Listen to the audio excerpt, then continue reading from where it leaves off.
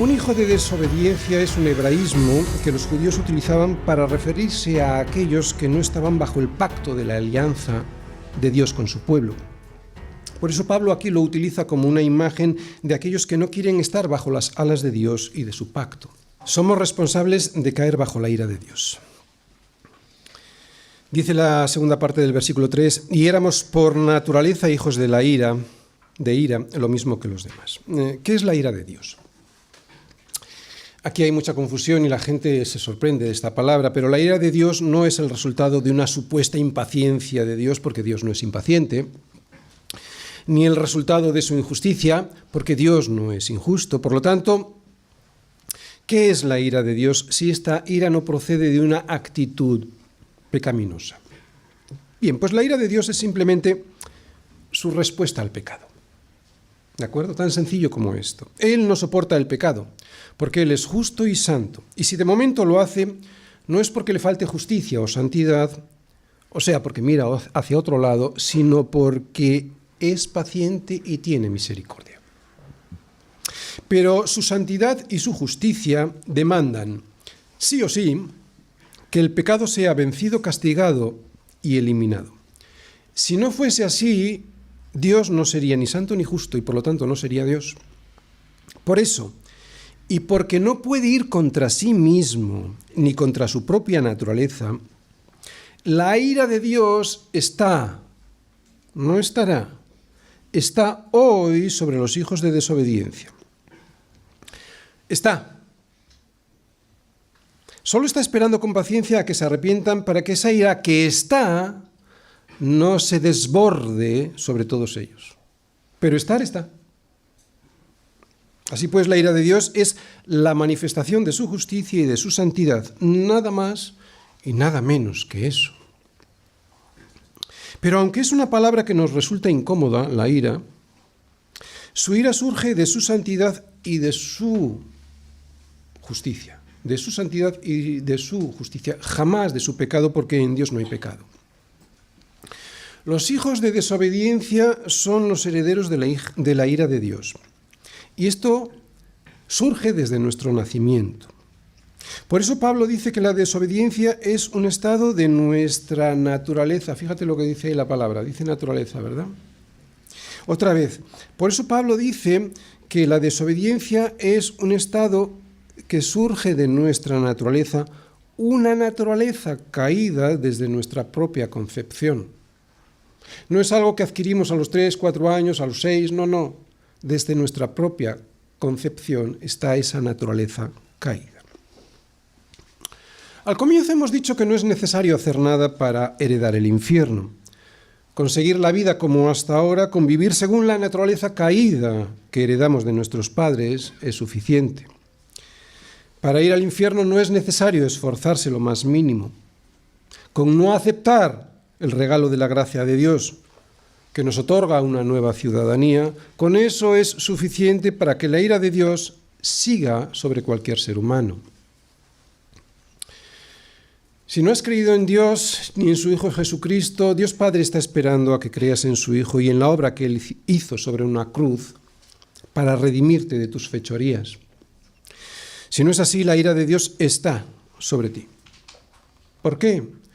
Porque el que cree en el Hijo tiene vida eterna, pero el que rehúsa creer en el Hijo no verá la vida, sino que la ira de Dios está sobre él, está sobre él. Está sobre él, dice Juan. No dice que algún día estará, dice que está. Lo que pasa es que aunque la ira está, no se desatará hasta el día del juicio. El gran problema del hombre con la ira de Dios es que pensamos que a nosotros no nos tocará porque somos buenos. Pero como dice Pablo en Romanos 3:12, no hay quien haga lo bueno, no hay ni siquiera uno.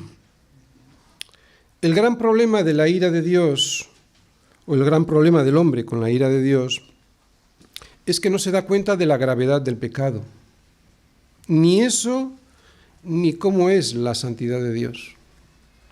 Ve el pecado con los ojos de la carne y no con los ojos de la santidad de Dios. Pero quiero que veas el pecado y su consecuencia natural, o sea, la ira de Dios, a través de los ojos de Dios y de los ojos que ya han descubierto su equivocación. Vamos todos a Apocalipsis 6, versículos del 15 al 17. Y los reyes de la tierra y los grandes, los ricos, los capitanes, los poderosos y todo siervo y todo libre se escondieron en las cuevas y entre las peñas de los montes. Y decían a los montes y a las peñas: caed sobre nosotros y escondednos del rostro de aquel que está sentado sobre el trono y de la ira del Cordero. Porque el gran día de su ira ha llegado, ¿y quién podrá sostenerse en pie? Acabamos de ver un cuadro en el que la ira del Cordero está a punto de desatarse. Y también acabamos de ver el pavor que genera en aquellos que ya no pueden excusarse. Y este pavor es porque están viendo lo que antes no querían ver: la santidad de Dios y el horror que significa el pecado.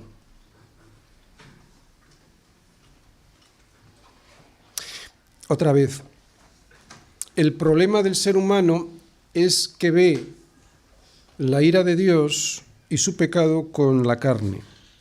Pero Dios es santo y no soporta el pecado. Cuando lo ves como Dios lo ve, ves su santidad, entonces ya puedes ver el horror que significa el pecado. Y sobre todo, que todas nuestras justicias delante de Dios no valen para nada, porque como dice Isaías 64:6, todos nosotros somos como suciedad, y todas nuestras justicias como trapo de inmundicia. Lo que pasa es que a sus hijos, a pesar de que tenemos estos trapos de inmundicia, a los que no nos empeñamos en desobedecer a Dios, sino que le seguimos, a nosotros nos cubre la sangre de Cristo, no nuestras justicias. No que seamos justos, que no lo somos los primeros en reconocerlo, sino que la justicia de Cristo nos limpia y nos cubre y nos libra del juicio de Dios. Porque ese juicio ya cayó previamente sobre su Hijo en una cruz, que pagó por mí lo que a mí me tocaba pagar. O sea, no que Dios sea injusto y mire para otro lado, sino que Dios hará pagar con su ira el pecado de todos, también el mío. A unos sobre ellos, a otros, a los que ya no somos hijos de desobediencia, ya lo hizo pagar sobre su Hijo. Pero la ira de Dios y su justicia se cumplirá. Y esto implica que todos tendremos que pagar algún día, porque todos somos injustos y no hay justicia en nosotros que Dios pueda aceptar. Solo la justicia de Cristo es la que el Padre acepta como olor grato. Por eso todos nosotros necesitamos estar cubiertos por esa sangre de su sacrificio para ser aceptados por Dios. Solo los que estén cubiertos por ese sacrificio no pagarán las consecuencias. ¿Por qué? Porque fue Cristo quien ya lo pagó. Dios es justo, no mirará hacia otro lado.